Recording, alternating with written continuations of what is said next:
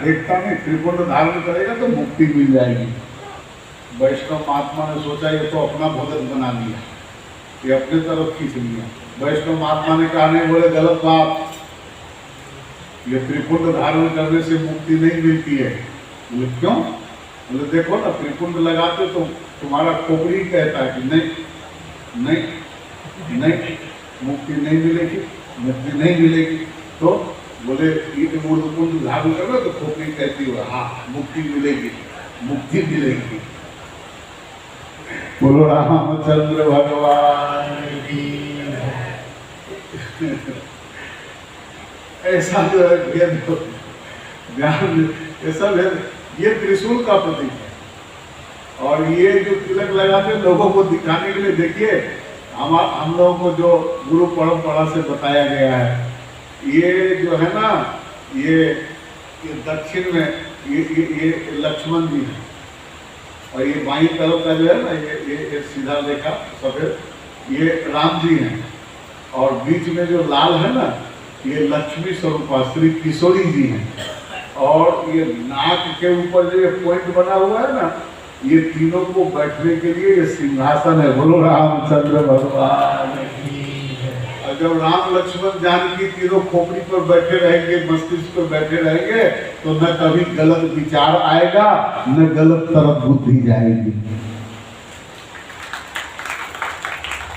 त्रिपुंड का भी वही मतलब होता है, ब्रह्मा विष्णु महेश तीनों के प्रतीक, और बीच में बिंदी लगाते हैं ना, वो सखी का प्रतीक है, इसलिए त्रिपुंड विधान। जिसको जो रुचि हो, है ना, गुरुमुखी परंपरा से जो अपने को, ध्यान दीजिएगा, बिना तिलक का मस्तक नहीं होना चाहिए। माथे पे तिलक जरूर होना चाहिए। खाली दीवार पे लिख दोगे कि गर्व से कहो हम हिंदू है, तो उससे हिंदुत्व तो नहीं आ जाएगा। दीवार पे लिख देते हैं लोग, गर्व से कहो हम हिंदू है, लेकिन हिंदू किसको कहते हैं? हिंदू की व्याख्या क्या है? जिसके सिर पे चोटी हो, जिसके कपार में तिलक हो, जिसके कान में गुरु मंत्र हो, जिसके गले में कंठी हो, और जिसके कमर में धोती है, वही पक्का हिंदू है। इसमें से यदि कम ज्यादा है, इसमें से यदि कम ज्यादा है, तो आधा हिंदू है।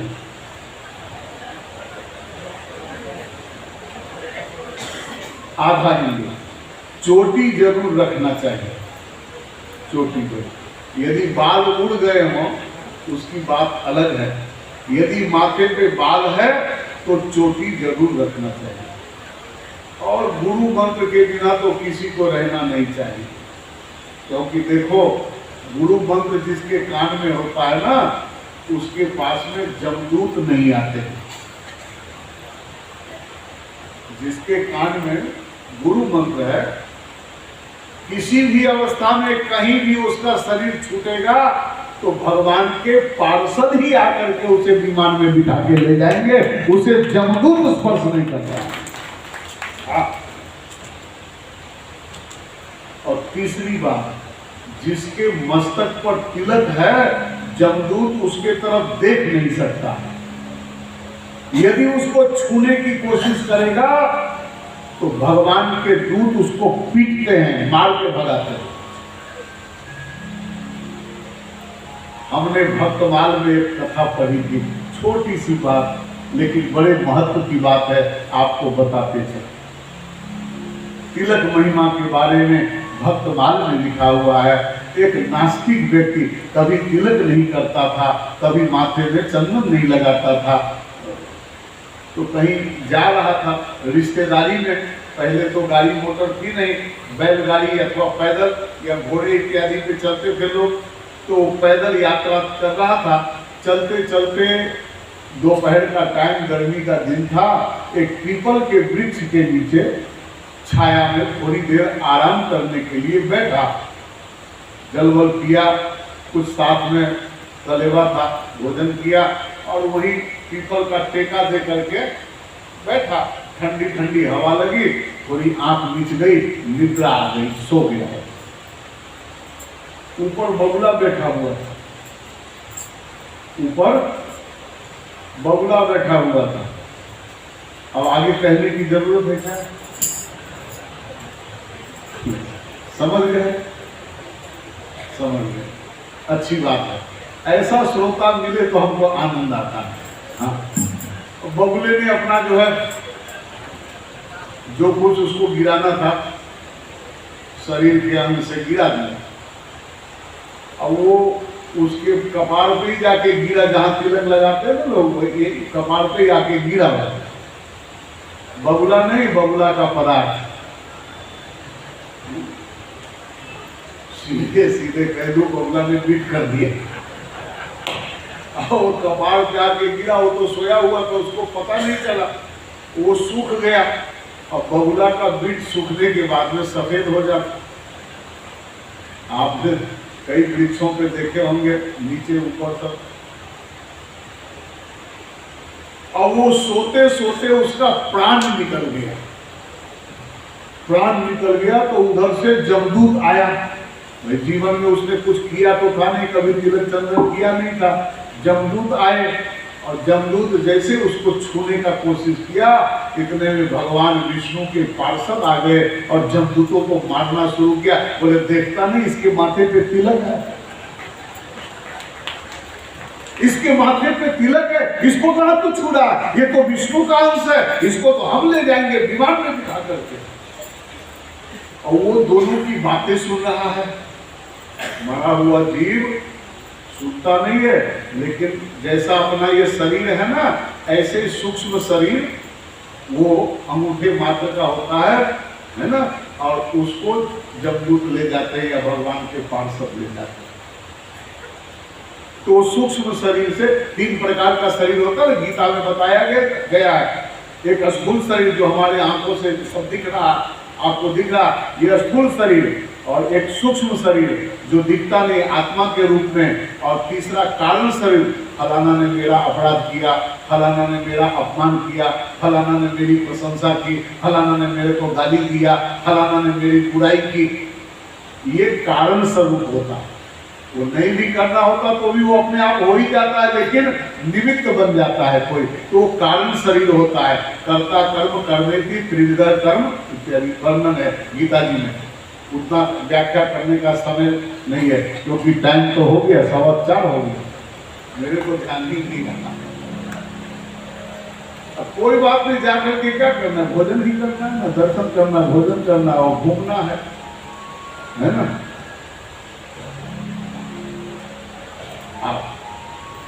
और भगवान के पार्षदों ने उसको ले गए वैकुंठ में उठा करके। भगवान पहले भगवान ने कहा, बोले इसको कहां ले आए? बोले इसके माथे पे तिलक था। उसने विचार किया कि बगुले मेरे, मैं तो कभी तिलक वगैरह लगाता नहीं, आज सवेरे घर से निकला तो भी नहीं लगा के निकला। बाद में जो वैकुंठ में पहुंचा और वैकुंठ के खंभों में उसका अपना चेहरा दिखाई दिया, तो वहां तो मणियों के खंभे हैं, मणियों के खंभे में जो उसका अपना चेहरा दिखाई दिया तो माथा पीट के कहता है, ले मेरे माथे पे तिलक कहां से आ गया? ओ पीपल के नीचे में सो रहा था, ऊपर बगुला बहुत बैठा हुआ था, उसी ने तिलक कर दिया। अब आप विचार करो, मेरा कहने का उद्देश्य, भक्तमाल लिखने वाले महात्मा का उद्देश्य इतना ही है कि कपार पे बगुले ने बीट कर दिया और उसको तिलक समझ करके भगवान के पार्षद वो जीवात्मा को उठा करके बैकुंठ ले गए। तो जो ओरिजिनल तिलक करेगा उसको कौन सी गति मिलेगी? इसलिए प्यारे, तिलक जरूर करना चाहिए। तिलक आप तिलक करेंगे तभी तो, भाई हम लोग कहते हैं मुसलमान हैं, तो कैसे पहचान आता है? हिंदुओं से उल्टा काम करता है सब काम। आप ऐसे हाथ धोते हैं, वो ऐसे हाथ धोता है। आप कभी देखना मुसलमानों को हाथ वजूद बोलते हैं, अपने लोग हाथ धोना बोलते, वो लोग वजूद करना बोलते हैं। वो वजूद करेगा ना तो ऐसे ऐसे हाथ धोएगा, ऐसे हाथ नहीं धोता है कभी। मुंह भी अपने लोग ऐसे पोसते हैं, वैसे पोसता है, उल्टा। हिंदू जो करेगा उसका उल्टा करेगा। हम लोग चोटी रखते तो वो चोटी कटा लेता है ना। हम लोग दाढ़ी रखते हैं, मूछ रखते हैं, अथवा कोई दाढ़ी बनवाता है तो कई लोग मूछ रखता है, वो लोग जो है दाढ़ी रखेगा, मूछ कटा लेगा। उल्टा ही करना है। हम लोग लांग लगाएंगे, वो लांग नहीं लगाएंगे। हाँ, सब काम उल्टा है। अपने लोग पूर्व दिशा में मुंह करके संध्या वंदन करेंगे तो वो पश्चिम दिशा में मुंह करके संध्या वंदन। जो हिंदुओं से सब काम विपरीत करे, मेरे तो कभी कभी विचार आता है जब सब काम तुमको उल्टा ही करना है तो हिंदू लोग मुंह से खाना खाते, तू कहां से खाएगा?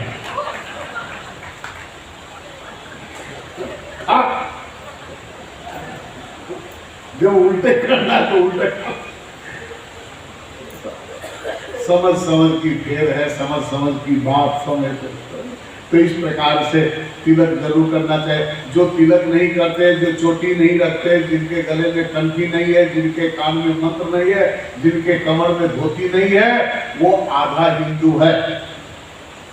पूर्ण हिंदू का ये निशानी है, ये यूनिफॉर्म है ना। इसलिए सबको है ना करना चाहिए। आइए इस तरह महालिंग की स्थापना करके विविध उपचारों द्वारा उसका पूजन करें। अपनी शक्ति के अनुसार नित्य पूजा करनी चाहिए तथा देवालय के पास ध्वजारोपण, देवालय के पास में ध्वजारोपण करना चाहिए। इस प्रकार साक्षात शिव का पद प्रदान करने वाले लिंग की स्थापना करें अथवा चरलिंग में षोडशोपचार द्वारा 16 प्रकार के विधियों, एकोपचार, द्वितीयोपचार, पंचोपचार, षोडशोपचार, सहस्त्रोपचार, कोटि प्रचार इत्यादि जो है ना, मतलब 16 प्रकार के आइटमों द्वारा जो पूजा किया जाता है उसको षोडशोपचार कहते हैं। 5 प्रकार के वस्तुओं से जो पूजा किया उसको पंचोपचार कहते हैं।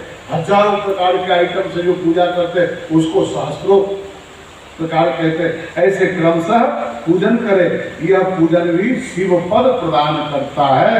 इस प्रकार से कुछ लोग हाथ के अंगूठे आदि पर भी पूजा करना चाहते हैं। लिंग का निर्माण कहीं भी करने में किसी प्रकार का निषेध नहीं है, सभी जगह किसी प्रकार करते हैं। भगवान शिव सर्वत्र ही भक्त के प्रयत्न के अनुसार फल प्रदान कर देते हैं। इसलिए अथवा श्रद्धा पूर्वक शिव भक्तों को शिवलिंग का दान या लिंग के मूल्य का दान करने से भी शिवलोक की प्राप्ति होती है।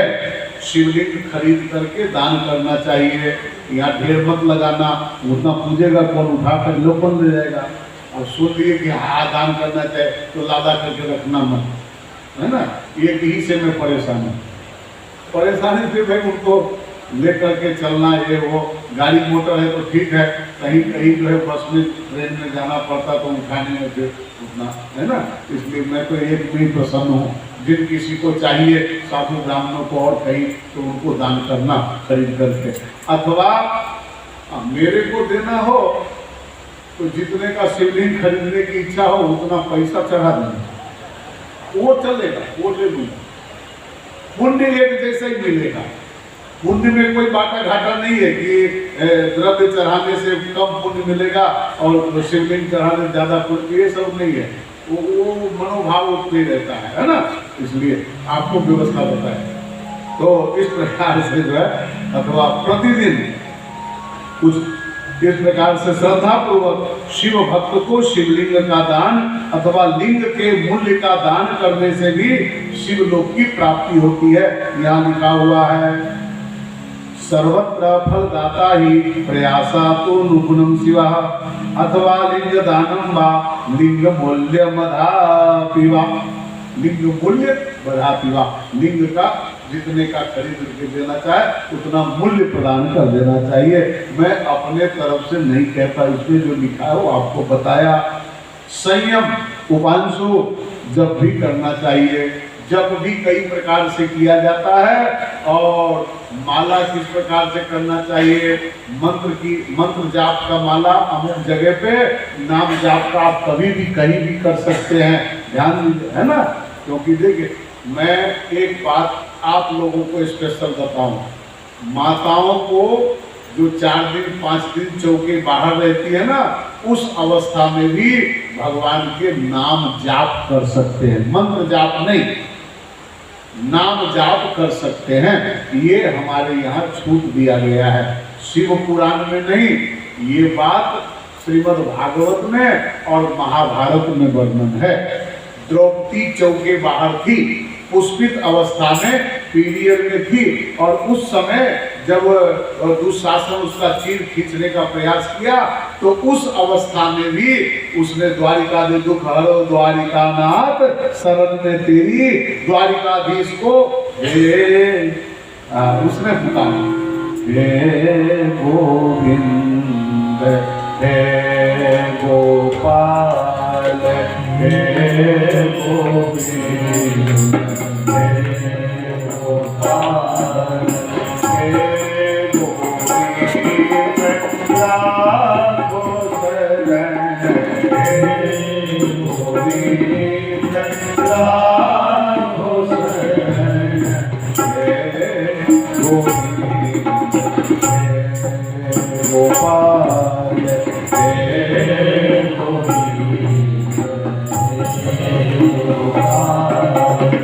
हे गोविंद हे गोपाल कह के उसने पुकारी। उस समय वो पुष्पित अवस्था में थी और फिर भी भगवान वस्त्र का रूप धारण करके उसके शरीर से बितला गए। तो नाम जाप करने का उस अवस्था में भी शास्त्रों में छूट दिया गया है। और 2 बात आपको बढ़िया बता के वाणी को विश्राम दे रहा है। देखिए, किसी के यहाँ बच्चे या बच्ची का जन्म होता है ना, तो घर में सूतक मनाते हैं, सूतक लग जाता है ना। बड़ी बढ़िया बात, ध्यान दीजिएगा, जो आपके काम का है। किसी के यहाँ बच्चे बच्ची का जन्म होता है तो घर में सूतक लग जाता है। सूतक जन्मते के साथ में नहीं लगता है, ध्यान दीजिएगा। सूतक कब लगता है? जन्मते के साथ में सूतक नहीं लगता है। जब तक बच्चे का नाल नहीं काटा जाता है तब तक घर में सूतक नहीं लगता है। उसके पहले, नाल छेदन के पहले आप पूजा पाठ ये वो कुछ भी इधर उधर व्यवस्थित करने का अधिकार है आप लोगों को, है ना। बच्चे का जन्म हुआ घर में, नाल नहीं कटा है, तब तक आप पूजा पाठ इधर उधर जो कुछ भी छूना छाना हो कर सकते हैं। नाल कट गया, फिर घर में सूतक लग गया, फिर कुछ नहीं कर सकते हैं।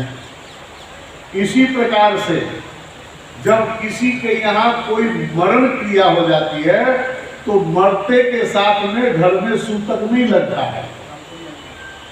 सूतक कब लगता है?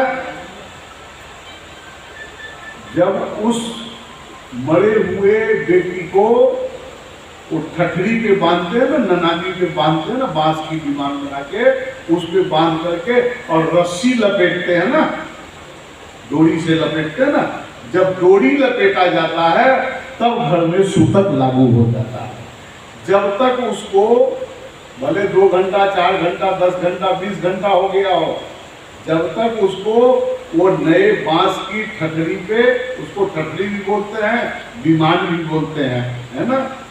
जब नना गुजराती में ननानी कहवाय अपने ननानी, जब तक उसको ठठरी पे नहीं लेटाया जाएगा और डोरी से नहीं बांधा जाएगा तब तक घर में सूतक नहीं लगता है।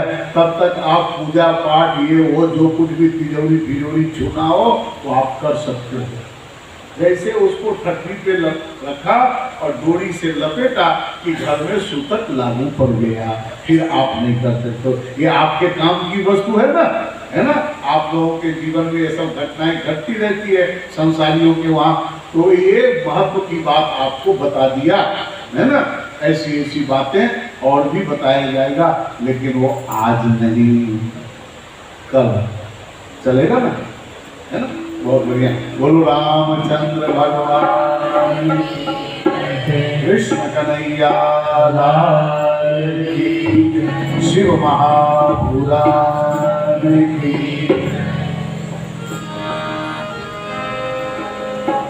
आइए 2 मिनट के लिए दिल खोल के सब लोग हाथ से ताली बजाते हुए भगवान का कीर्तन कर लेवे और इसके पश्चात आरती प्रसादित करें।